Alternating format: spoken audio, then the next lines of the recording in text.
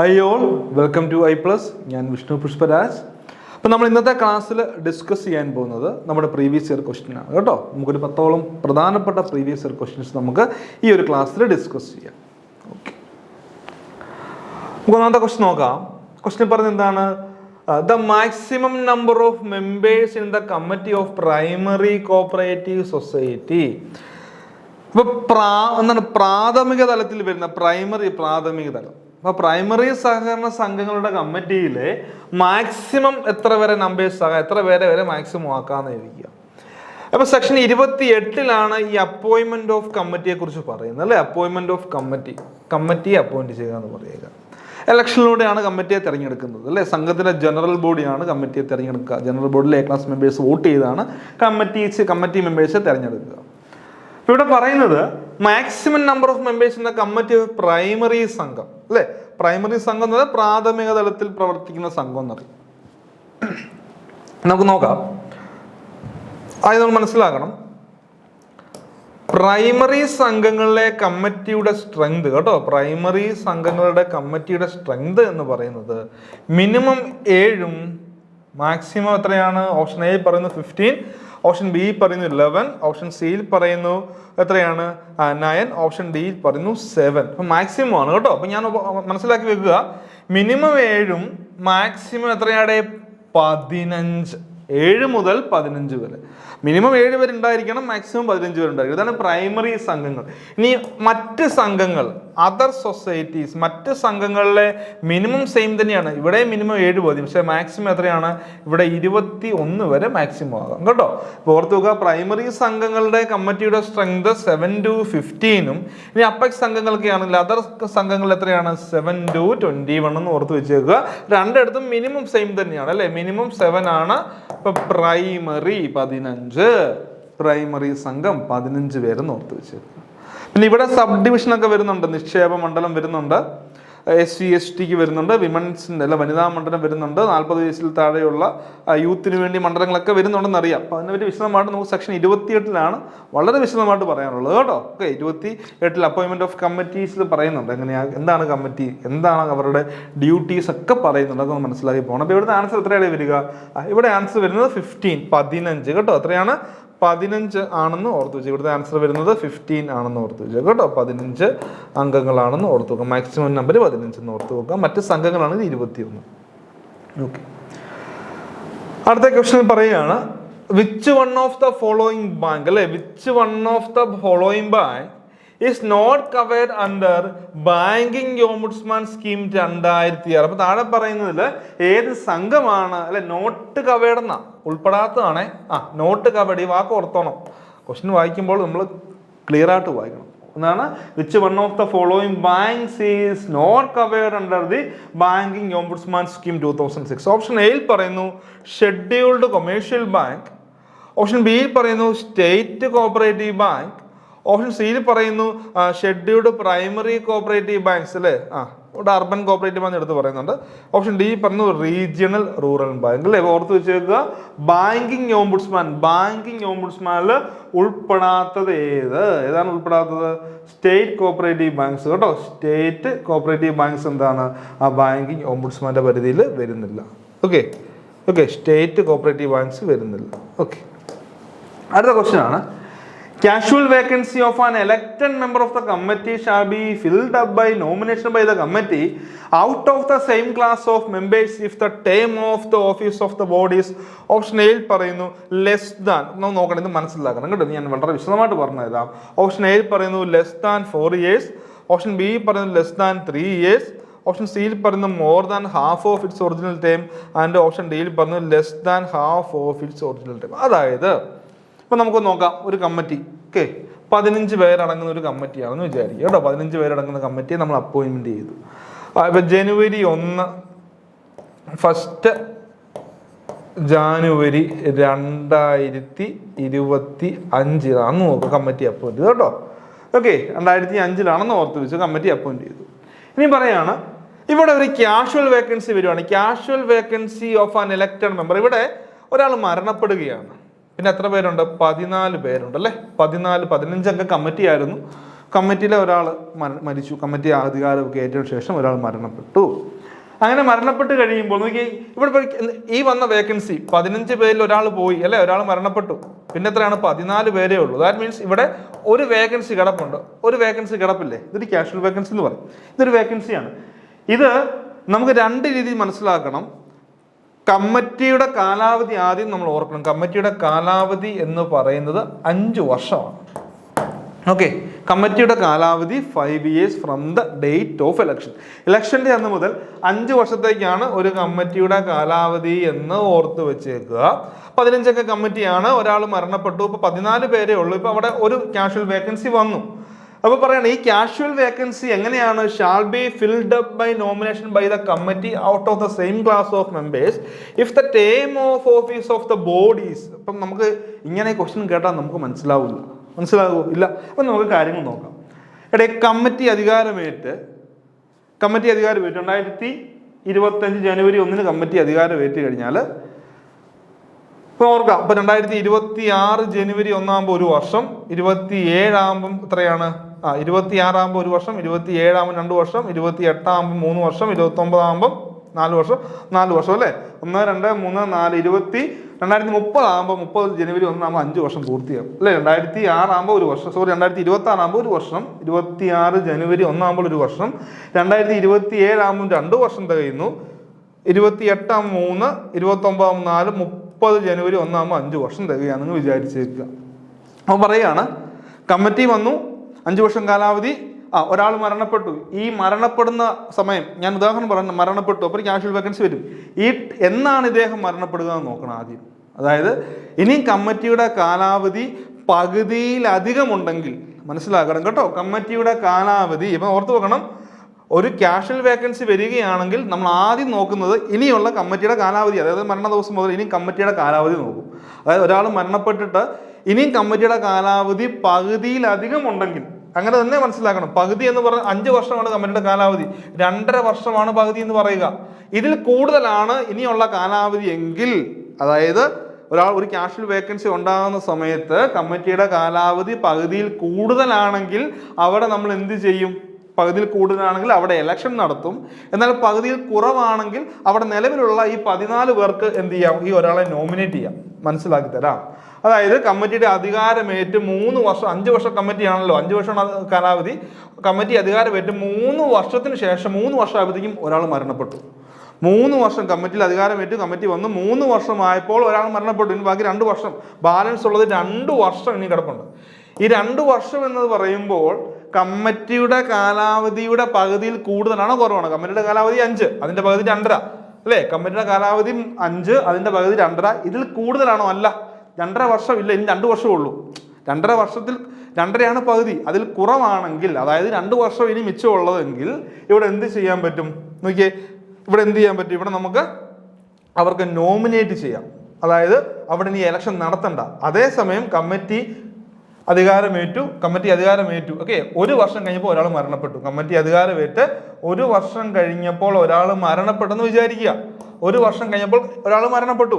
15 അംഗ കമ്മിറ്റിയാണ്, ഒരാൾ മരണപ്പെട്ടു. ഇപ്പം എന്താണ്, ഇവിടെ ഒരു വേക്കൻസി വന്നു. 15 അംഗ കമ്മിറ്റി, ഒരാൾ മരണപ്പെട്ട് 14 ഉള്ളൂ, അവിടെ ഒരു വേക്കൻസി വന്നു. എന്നാണ് കമ്മിറ്റി അധികാരമേറ്റ് 1 വർഷം കഴിഞ്ഞതിന് ശേഷം, ആഫ്റ്റർ 1 ഇയർ, 1 വർഷം കഴിഞ്ഞതിന് ശേഷം അവിടെ ഒരു കാഷ്വൽ വേക്കൻസി ഉണ്ടാവും. ഇനി കമ്മിറ്റിയുടെ ബാക്കി കാലാവധി എത്രയാണ്? 4 വർഷമുണ്ട്. ഇനി കമ്മിറ്റിക്ക് 4 വർഷം കൂടെ ഉണ്ട്. അപ്പോൾ മനസ്സിലാക്കണം, 4 വർഷമാണെങ്കിൽ ഒരിക്കലും ഈ 14 പേർ കൂടെ ഒരാളെ നോമിനേറ്റ് ചെയ്യാൻ പറ്റില്ല. അവിടെ ഇലക്ഷൻ തന്നെ വെക്കണം. മനസ്സിലാവുന്നുണ്ടോ? അതായത് more than half of its original time, ആ ഒറിജിനൽ ടൈമിന്റെ പകുതിയിൽ കൂടുതൽ ഇനിയും മിച്ചമുണ്ടെങ്കിൽ, അങ്ങനെയാണ് ഇതിന്റെ നിയമം പറയുക. മനസ്സിലായി ഞാൻ വിചാരിക്കുന്നു. 5 വർഷ കാലാവധി കമ്മിറ്റി കയറുന്നു, ഒരു കമ്മിറ്റി അധികാരത്തിൽ വരുന്നു, കമ്മിറ്റി അധികാരം വന്നു 1 വർഷം അല്ല 2 വർഷം 2 വർഷം കഴിയുമ്പോൾ ഒരാൾ മരണപ്പെട്ടു. ഇനി മിച്ചം എത്രയാണ്? 3 വർഷമുണ്ട്. 3 വർഷം എന്ന് പറയുന്നത് കമ്മിറ്റിയുടെ കാലാവധിയുടെ പകുതിയിൽ കൂടുതലാണ്. കമ്മിറ്റിയുടെ കാലാവധി 2.5, അതിൽ കൂടുതലാണ് 3 അല്ലേ? അപ്പോൾ അവിടെ നോമിനേഷൻ പറയണം. ഇനി കമ്മിറ്റിയുടെ കാലാവധി പകുതി കുറവാണെങ്കിൽ, ഒരാൾ 3 വർഷം കഴിഞ്ഞ് അല്ലെങ്കിൽ 2.25 വർഷമായപ്പോൾ അല്ലെങ്കിൽ 4 വർഷമായപ്പോൾ ഒരാൾ മരണപ്പെട്ടു, ബാക്കി ഇനി 1 വർഷം, അതായത് കമ്മിറ്റിയുടെ കാലാവധിയുടെ പകുതിയിൽ കുറവ്, കമ്മിറ്റിയുടെ കാലാവധി 2.5, അതിൻ്റെ കമ്മിറ്റിയുടെ കാലാവധി 5, അതിൻ്റെ പകുതി 2.5, അതിൽ കുറവാണ് ഇനിയുള്ള കാലാവധി എങ്കിൽ അവിടെ എന്താണ്, അവിടെ നോമിനേഷനാണ്. ബാക്കിയുള്ള 14 പേരുടെ ഒരാളെ നോമിനേറ്റ് ചെയ്യും. അല്ലാതെ അവിടെ ഇനി ആ ഒരാൾക്ക് വേണ്ടി ഇലക്ഷൻ നടത്തണ്ട. എന്നാൽ ഇപ്പോൾ ഒരാൾ കമ്മിറ്റി അധികാരത്തിൽ ഏർപ്പെട്ട് 1 വർഷമല്ല 6 മാസം കഴിഞ്ഞ് ഒരാൾ മരണപ്പെട്ടെങ്കിൽ ആ ഒരു വേക്കൻസിക്ക് വേണ്ടി എന്ത് ചെയ്യണം, അവിടെ വീണ്ടും ഇലക്ഷൻ, ആ ഒരു വേക്കൻസിക്ക് വേണ്ടി കേട്ടോ, ടോട്ടലായിട്ടല്ല, ആ ഒരു വ്യക്തിക്ക് വേണ്ടി അവിടെ വീണ്ടും ഇലക്ഷൻ നടത്തും. എന്നാൽ പകുതിയിൽ കുറവാണ് ഇനിയുള്ള കാലാവധി എങ്കിൽ എന്താണ്, അവിടെ ബാക്കിയുള്ള 14 പേരുടെ നോമിനേറ്റ് ചെയ്യും. അതാണെന്ന് ഓർത്ത് വെച്ചേക്കുക കേട്ടോ. അതാണ് ഇവിടെ ഓർത്ത് വെക്കുക. ഇത് മനസ്സിലാക്കണം കേട്ടോ. എനിക്ക് തോന്നുന്നു മനസ്സിലായി കാണും. Casual vacancy of an elected member of the committee of a society shall be filled up by nomination. എങ്ങനെയാണ് നോമിനേഷനിൽ കൂടെ അത് ഫില്ല് ചെയ്യുക, എങ്ങനെയാണെങ്കിൽ by the committee out of the same class of members if the term of office of the body is less than half of its original time. കമ്മിറ്റിയുടെ നിലവിലുള്ള കമ്മിറ്റിയുടെ കാലാവധി എന്ന് പറയുന്നതാണ് കമ്മിറ്റിയുടെ പകുതിയുടെ കുറവാണെങ്കിൽ, 2.5 ഒരു കമ്മിറ്റിയുടെ കാലാവധിയുടെ പകുതി, അതിൽ കുറവാണ് അല്ലേ, അതിൽ കുറവാണ്, less than half of its original time. ആ കമ്മിറ്റിയുടെ ഒറിജിനൽ ടൈം എന്താണ്, half of its original time കുറവാണെങ്കിൽ അവിടെ നമുക്ക് നോമിനേഷൻ നടത്താം കേട്ടോ. അതിൽ കുറവാണെങ്കിൽ അല്ലാന്നുണ്ടെങ്കിൽ അവിടെ ഇലക്ഷൻ നടത്തണം. ഓക്കെ, അടുത്ത ക്വസ്റ്റ്യൻ ആണ് ദ രജിസ്ട്രാർ ഷാൾ സൂപ്പർവൈസ് അല്ലേ, the registrar shall supervise or cause to be supervised by a person authorized by him by order in writing dash of every society. Option എയിൽ പറയുന്നു financial position, option ബിയിൽ പറയുന്ന constitution, option സിയിൽ പറയുന്ന working, option ഡിയിൽ പറയുന്നു the accounts. എന്ത് ചെയ്യാം, ദ രജിസ്ട്രാറിന് എന്ത് ചെയ്യാം, ദ രജിസ്ട്രാറിന് ഒന്നെങ്കിൽ സൂപ്പർവൈസ് ചെയ്യാൻ നേരിട്ട് അല്ലേ, the registrar shall supervise or cause to be supervised by a person authorised by him. ഒന്നെങ്കിൽ രജിസ്ട്രാറിന് നേരിട്ടോ അല്ലെങ്കിൽ രജിസ്ട്രാറിന് മറ്റൊരാൾക്ക് അധികാരം നൽകിക്കൊണ്ട് അല്ലെങ്കിൽ മറ്റൊരാളെ കൊണ്ട് ഇനി സംഘം സൂപ്പർവൈസ് ചെയ്യാം അല്ലെ, ബൈ ഓർഡർ ആൻഡ് റൈറ്റിംഗ്, രേഖാമൂലം എഴുതിക്കൊണ്ട് ചെയ്യാം. എന്തൊക്കെ, സംഘത്തിൻ്റെ പ്രവർത്തനം. ഇപ്പോൾ രജിസ്ട്രാറിന് നേരിട്ടോ അല്ലെങ്കിൽ മറ്റൊരാളെ കൊണ്ടോ ഒരു സംഘത്തിൻ്റെ പ്രവർത്തനം അവിടെ സൂപ്പർവൈസ് ചെയ്യാം. ദ വർക്കിംഗ്, സംഘത്തിൻ്റെ പ്രവർത്തനം അവിടെ സൂപ്പർവൈസ് ചെയ്യാം എന്ന് ഓർത്ത് വെച്ചേക്കുക. ഓക്കെ, അടുത്ത ക്വസ്റ്റ്യൻ ആണ് The order of surcharge shall be in writing and shall be sent under registered post with AD acknowledgement due. This order shall not contain which of the following. സർചാർജിനെ കുറിച്ച് പറയുന്നത് section 68 അതിന്റെ section പറയുക. ആരുടെയെങ്കിലും പ്രവർത്തനം മൂലം സംഘത്തിൽ എന്തെങ്കിലും നഷ്ടം ഉണ്ടായി കഴിഞ്ഞാൽ അത് അവരിൽ നിന്ന് തന്നെ ഈടാക്കും. അങ്ങനെ രജിസ്റ്റർ സർചാർജ് ഓർഡർ ഇഷ്യൂ ചെയ്യും. വളരെ വിശദമായിട്ട് പഠിപ്പിച്ചിട്ടുണ്ട് നമ്മുടെ ആക്ട് ആൻഡ് റൂൾസ് ക്ലാസ്സിലൊക്കെ. വളരെ വിശദമായിട്ട് ഉദാഹരണങ്ങൾ സഹിതം അതെടുത്ത് പോയിട്ടുള്ളതാണ് അല്ലേ. അപ്പോൾ പറയാണ് order of surcharge order shall be in writing എന്നറിയാം. നമ്മൾ സർചാർജ് ഓർഡർ വാക്കാ പറയാൻ പറ്റില്ല, റൈറ്റ് ചെയ്യണം, എഴുതി കൊടുക്കണം അല്ലേ. And shall be send under registered post. അപ്പോൾ നമ്മൾ എങ്ങനെയാണ് ഈ ഓർഡർ ഇടുക, സെൻഡ് ചെയ്യുന്നത് എങ്ങനെയാണ്, രജിസ്റ്റേർഡ് പോസ്റ്റിനാണ്. പിന്നെ ഒരു അക്നോളജ്മെന്റ്, AD അക്നോളജ്മെന്റ് വെച്ചാണ് നമ്മൾ ചെയ്യുക. അക്നോളജ്മെന്റ് ഡ്യൂ അല്ലേ. The order shall not contain. ഇപ്പൊ ഈ ഓർഡറിൽ സർചാർജ് ഓർഡറിൽ എന്ത് കണ്ടെയ്ൻ ചെയ്യുന്നില്ല അല്ലേ, this order shall not contain. ഈ സർചാർജ് ഓർഡറിൽ എന്ത് ഉൾപ്പെടാൻ പറ്റില്ല. ഓപ്ഷൻ എയിൽ പറയുന്ന പീനൽ ഇൻട്രസ്റ്റ് ബി പെയ്ഡ്. ആ പിഴപ്പലിശ, അടയ്ക്കേണ്ട പിഴപ്പലിശയാണോ. Name of the society, name of person responsible for repay or restore the money, the amount of cost or compensation. എന്താണ് ഇവിടെ ഉൾപ്പെടുത്തത്, penal interest be paid. Penal interest അവിടെ നമ്മൾ കാണിക്കാറില്ല. സംഘത്തിന്റെ പേര് കാണിക്കും, ആരാണത് അടയ്ക്കേണ്ടത്, ഉത്തരവാദിത്തപ്പെട്ട ആളുടെ പേര് കാണിക്കും, എത്രയാണ് കോമ്പൻസേഷൻ എന്നും കാണിക്കും. എന്നാൽ penal interest to be paid, അവിടെ അടയ്ക്കേണ്ട ആ ഒരു പീനൽ ഇൻട്രസ്റ്റ്, പിഴപ്പലിശ നമ്മൾ ഉൾപ്പെടുത്താറില്ല എന്ന് ഓർത്ത് വെച്ച്.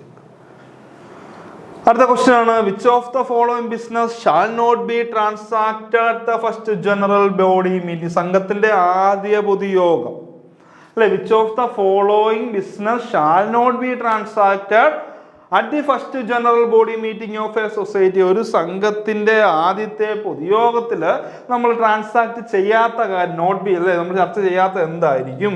Which of the following business shall not ഓർക്കുക കേട്ടോ, shall not be transacted at the first general body meeting അല്ലേ, first general body meeting of a society.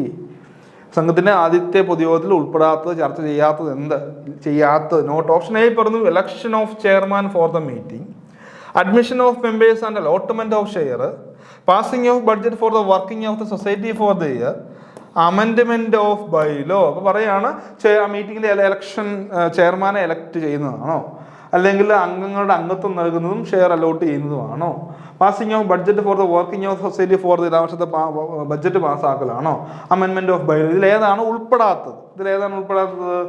Amendment of bylaw ആണല്ലേ. എന്താണ് അമെൻമെന്റ് ഓഫ് ബൈലോ ആണ് എന്ന് ഓർത്ത് വെച്ചേക്കും കേട്ടോ. ഫസ്റ്റ് ജനറൽ ബോഡിയിൽ നമ്മൾ ട്രാൻസാക്ട് ചെയ്യാത്ത കാര്യം എന്താണെന്ന് ചോദിച്ചാൽ അത് അമെൻമെന്റ് ഓഫ് ബൈലോ ഓർത്ത് വെക്കുക. അമെൻമെന്റ് ഓഫ് ബൈലോ നമ്മൾ ഉൾപ്പെടുത്താറില്ല കേട്ടോ ഫസ്റ്റ് ജനറൽ ബോഡി മീറ്റിംഗ്. ഇപ്പം ജനറൽ ബോഡിയെ കുറിച്ചൊക്കെ നമുക്ക് പഠിക്കണം. 5ഓളം ജനറൽ ബോഡി മീറ്റിങ്ങിനെ കുറിച്ച് പഠിക്കാറുണ്ട് അല്ലേ. First general body, last general body, annual general body, representative general body, special general body. അങ്ങനെ 5ഓളം ജനറൽ ബോഡി പൊതുയോഗങ്ങളെ കുറിച്ച് പഠിക്കാനുണ്ട്. ഓക്കെ, അത് മനസ്സിലാക്കണം. അടുത്ത ക്വസ്റ്റ്യൻ ആണ്, which of the following is not a primary agricultural credit society? താഴെ പറയുന്നതിൽ പാക്സിൽ ഉൾപ്പെടാത്തത് ഏതാണെന്നാണ് ചോദ്യം കേട്ടോ. Not a PACS which of the following is not a primary agricultural credit society? Option A farmers service cooperative bank, agricultural improvement cooperative society, service cooperative society, regional cooperative society. നമ്മളറിയാം PACS പ്രാഥമിക തലത്തിൽ work ചെയ്യുന്നത്. ഇതിൽ pax അല്ലാത്തത് ഏതാണ്? എല്ലാവർക്കും അറിയാം. Farmers service cooperative bank വരും അല്ലേ, സർവീസ് കോപ്പറേറ്റീവ് ബാങ്ക് വരും, റീജിയണൽ കോപ്പറേറ്റീവ് ബാങ്ക് വരും. പിന്നെ എന്ത് വരില്ല? Agricultural improvement cooperative society PACS ആയിട്ട് നമുക്ക് ഉൾപ്പെടുത്താൻ പറ്റില്ല, പാക്സിന്റെ ഗണത്തിൽ പെടുത്താൻ പറ്റില്ല. എന്ത്? Agricultural improvement cooperative society. അവിടെ അഗ്രികൾച്ചറൽ ഇംപ്രൂവ്മെന്റ് കോപ്പറേറ്റീവ് സൊസൈറ്റി ഒരു കാരണവശാൽ നമുക്ക് പാക്സിന്റെ അണ്ടറിൽ ഉൾപ്പെടുത്താൻ പറ്റില്ല എന്ന് ഓർത്ത് വെച്ച്. ഓക്കെ, അടുത്തതാണ് the receipt book of a society need to be return for a period more than. Okay, receipt book of a society നമ്മൾ എത്ര വർഷത്തേക്ക് സൂക്ഷിക്കണം എന്നാണ് പറയുക. ഇത് പറയുന്നത് എവിടെയാണ്? ഓരോ ബുക്കുകളും എത്ര വർഷം സൂക്ഷിക്കണം എന്ന് പറയുന്ന പീരീഡിനെ കുറിച്ച് പറയുന്നത് റൂള് 31 കേട്ടോ. Rule 31 period for which books and accounts to be keep അല്ലേ. അതായത് ഓരോ ബുക്കുകളും അക്കൗണ്ട്സും എത്ര വർഷം സൂക്ഷിക്കണമെന്ന് പറയുന്നത് റൂള് 31 കേട്ടോ, ചട്ടം 31.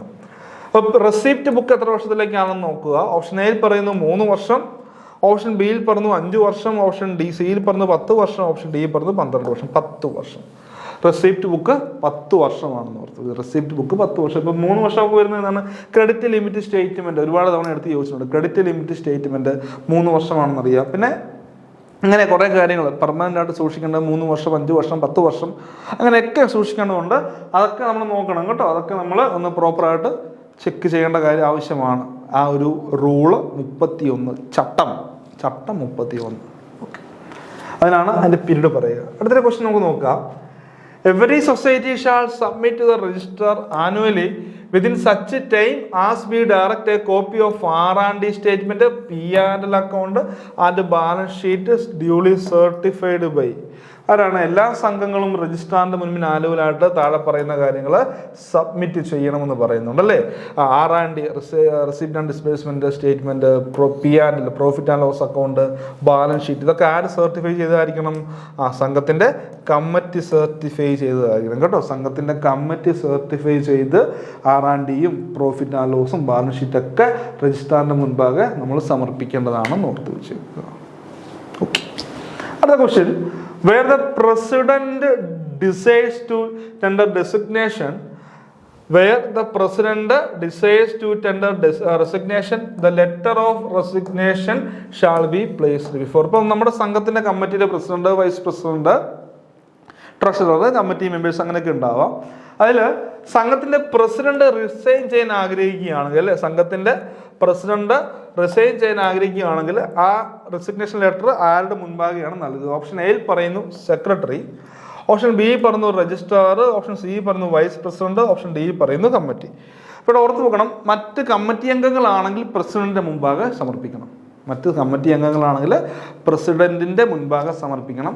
ഇനിയും പ്രസിഡന്റ് ആണെങ്കിൽ പ്രസിഡന്റ് അത് കമ്മിറ്റിയുടെ മുൻപാകെ സമർപ്പിക്കണം കേട്ടോ. പ്രസിഡന്റ് കമ്മിറ്റിയുടെ മുൻപാകെയാണ് റെസിഗ്നേഷൻ ലെറ്റർ സമർപ്പിക്കേണ്ടത്. ഇനി മറ്റ് കമ്മിറ്റി മെമ്പേഴ്സ് ഒക്കെ ആണെങ്കിൽ അത് പ്രസിഡന്റിന്റെ മുൻപിൽ, പിന്നെ പ്രസിഡന്റ് അത് കമ്മിറ്റി വെക്കും. അതുപോലെ പ്രസിഡന്റ് ആണെങ്കിൽ പ്രസിഡന്റ് സംഘത്തിന്റെ കമ്മിറ്റിയുടെ മുൻപിലായിരിക്കണം ഇത് സമർപ്പിക്കേണ്ടത്, റെസിഗ്നേഷൻ ലെറ്റർ സമർപ്പിക്കേണ്ടത് കേട്ടോ, സബ്മിറ്റ് ചെയ്യേണ്ടതെന്ന് ഓർത്ത് വെക്കുക. ഓക്കെ, റെസിഗ്നേഷൻ ലെറ്റർ പ്രസിഡന്റ് ആണെങ്കിൽ അദ്ദേഹം കമ്മിറ്റിയുടെ മുൻപിലും, മറ്റ് കമ്മിറ്റി മെമ്പേഴ്സ് ആണ് പ്രസിഡന്റിന്റെ മുൻപിലും ഒന്ന് ഓർത്ത് വെച്ചു കേട്ടോ.